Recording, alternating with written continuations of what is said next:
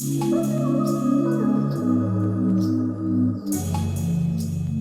evening, everyone. It is Mystic Intellect, and I am here with a video that has been requested so many times. So I'm here to bring you a video about how to use dowsing rods, okay?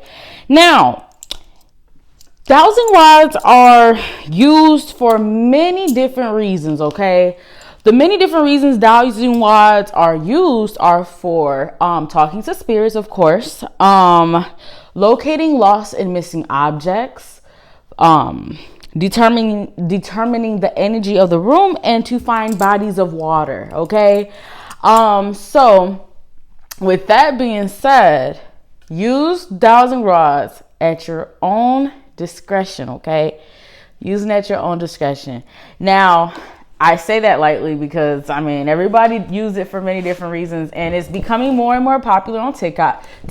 So I thought, why not go ahead and teach those who are interested in dowsing rods how to use them so that you can use them for whatever, whatever way that you want to use them for. And let me just put it out there too, that dowsing rods can also, they're also pretty much used for entertainment too. So make sure you are mindful of that as well. So let's go ahead and get started. So step 1, you need to practice. Dowsing rods, so over time, the answers that you get from your dowsing rods become clear the more that you work with them.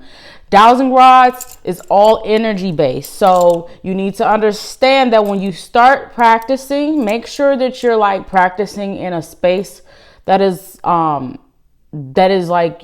your own, not with other people around, because if you use your dowsing rods while you're around other people, or if you let someone else use them, it can pick up on that shared energy and provide an inaccurate reading that you don't want, or a reading that you don't want altogether, depending on the question that you ask it. Okay, so that is step 1. Make sure that you practice and do not don't doubt the process. Okay, a lot of people sometimes get upset at the answers that they get because they're like, oh my god, no. So you have to practice, and you have to be patient with yourself and allow the dowsing rods to connect to you over time. It takes time to connect with energy. Okay.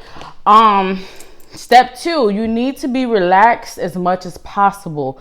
So I would advise you to close your eyes.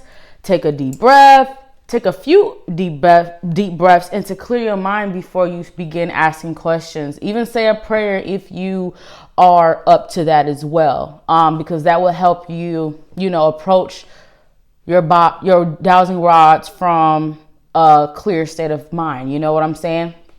All right.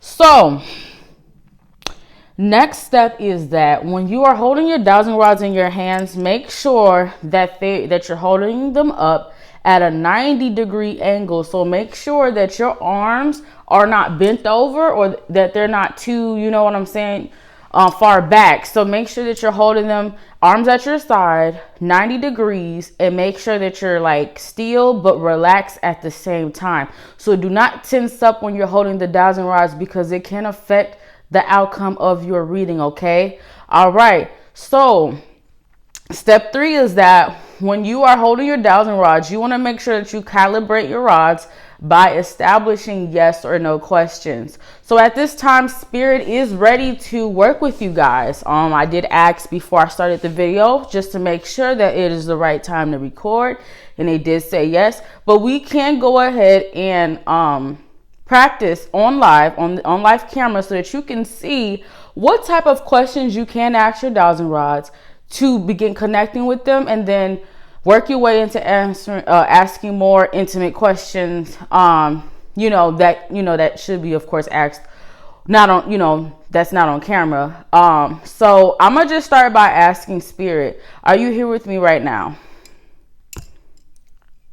All right, so Spirit is saying yes, they are here with me right now. Is it cold in here for you, Spirit? No. They're saying no. Okay. Are you open to answering questions tonight, Spirit? Yes. All right. Last question. Is the sky blue? Yes. All right. So when you're answering questions, make sure that you take your time and make sure that you are, you know what I'm saying, focusing on the direction that it's going. Because sometimes when you're asking the dowsing rod questions, it can be indecisive at times. You know what I'm saying? So to calibrate your rods, you want to just ask your rods like, can you please cross for me for yes? And it will cross. All right. And then you can ask it, can you please open for no? And it will open for you. That's how you calibrate your rods. So before you get started with dowsing rods, or before you become, so like for example, before you want to use them on TikTok, make sure you practice alone with them for a while, because it has to get used to your energy first. And then when you feel comfortable and you want to start using them for entertainment purposes on TikTok or on Instagram or YouTube, then start bringing more energy to it then when you feel comfortable, okay? Because you have to remember that when you're on TikTok, when you're on Instagram or YouTube, and there's people inquiring, asking you questions to ask the dowsing rods, it's picking up their energy too based on the question that they're asking.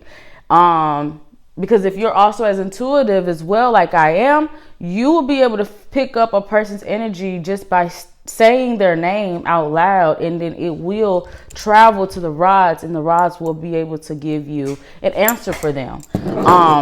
So yes, dowsing rods is an amazing tool to use in your readings. It's one of the many tools that people use to diversify their services. So if you are a psychic like myself, you will use dowsing rods as a tool to help, you know what I'm saying, bring entertainment into the conversation.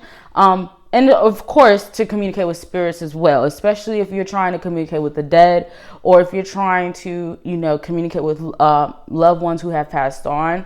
So I hope I provided clarity on how to use dowsing rods, because that is the steps to use in order to use them successfully. So I'll go ahead and give you a quick overview again to make sure that you did understand how to use them. So step 1 is to practice. Make sure that you practice until you're comfortable. Step 2 is to be as relaxed as possible when you're using them, because you don't want to tense up and then the dowsing rods can't move, because there is a loose, I don't even know how to describe it, but it does move back and forth. So you want to make sure that you're holding them with as little tensity as possible so that it can move on its own, right?